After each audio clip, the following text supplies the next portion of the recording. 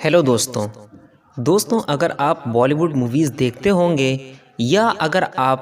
دیگر اسکالرز کی پوسٹ یا ان کی بکس پڑھتے ہوں گے یا آج کل کے ڈیجیٹل سلیبس پڑھتے ہوں گے تو آپ کو یہ بات بہت اچھے سے پتہ ہوگی کہ نئے ہسٹورینز اور بالی ووڈ پروڈیوسرز نے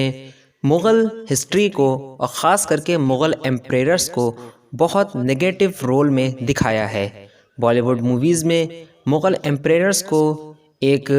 ریپسٹ اور کیریکٹر لیس اور بھی جتنی برائیاں ایک ایمپریرر کے اندر ہو سکتی ہیں وہ ساری برائیاں مغل ایمپریررز میں دکھائی جاتی ہیں۔ دوستوں ان میں سے بہت کم باتیں سچ رہتی ہیں جبکہ اکثر جھوٹ کا دخل رہتا ہے، لیکن ان سب کے باوجود بھی ہر ہسٹورین اور ہر فلم پروڈیوسر اور ہر ہسٹری سے ریلیٹڈ اسکالر یہ بات جانتا ہے کہ مغل ایمپریررز کی کچھ خاصیتیں ایسی ہیں جن کو دوسروں نے کبھی بھی اچیو نہیں کیا۔ مغل ایمپریررز نے انڈیا کی ڈیولپمنٹ میں اور انڈیا کو خوشحال بنانے میں اتنا کنٹریبیوٹ کیا ہے کہ اس سے کسی کو بھی انکار نہیں کیا جا سکتا۔ یہاں تک کہ جب مغل ایمپائر اپنے ٹیریٹوریل کلائمیکس پر تھی تو اس وقت انڈیا کو سونے کی چڑیا کے نام سے پوری دنیا میں جانا جاتا تھا۔ آج ہم آپ کو انہی میں سے کچھ اچیومنٹس کے بارے میں بتائیں گے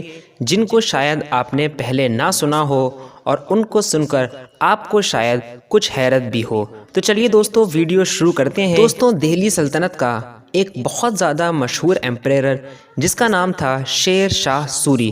اور دوستوں شیر شاہ سوری کی یہ کوالٹی تھی کہ شیر شاہ سوری نے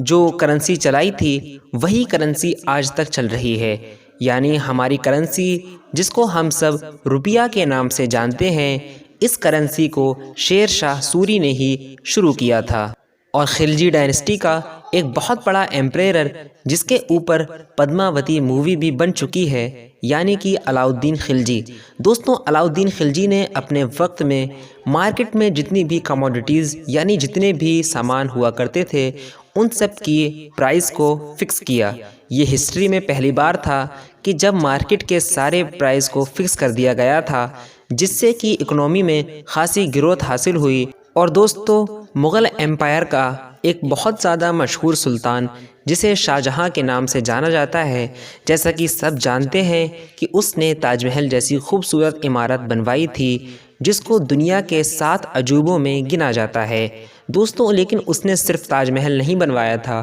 بلکہ دہلی کا مشہور لال قلعہ اور دہلی کی مشہور جامع مسجد بھی شاہ جہاں نے بنوائی تھی، اور اس کی بنائی ہوئی اکثر عمارتوں کو یونیسکو کے ذریعے ورلڈ ہیریٹیج کا نام بھی دیا جا چکا ہے۔ اور دوستوں یہ بات جان کر بھی آپ کو حیرت ہوگی کہ مغل ایمپائر کا سب سے زیادہ کامیاب اور سب سے زیادہ طاقتور بادشاہ یعنی اورنگزیب، جب اورنگزیب کی ڈیتھ ہوئی تھی تو اس وقت ورلڈ جی ڈی پی میں انڈیا کا کنٹریبیوشن لگ بھگ 25% کا تھا، یعنی کہ اس وقت پوری دنیا میں جتنی بھی ویلتھ تھی اور جتنا بھی زیادہ پیسہ تھا اس کا 25% حصہ انڈیا میں ہی پایا جاتا تھا۔ اور اس وقت کے انڈیا کو ہم آج کے یو ایس اے سے کمپیئر کر سکتے ہیں۔ جس طریقے سے آج یو ایس اے پوری دنیا میں اکیلا سپریم پاور ہے، اس وقت انڈیا پوری دنیا میں اکیلا سپریم پاور ہوا کرتا تھا،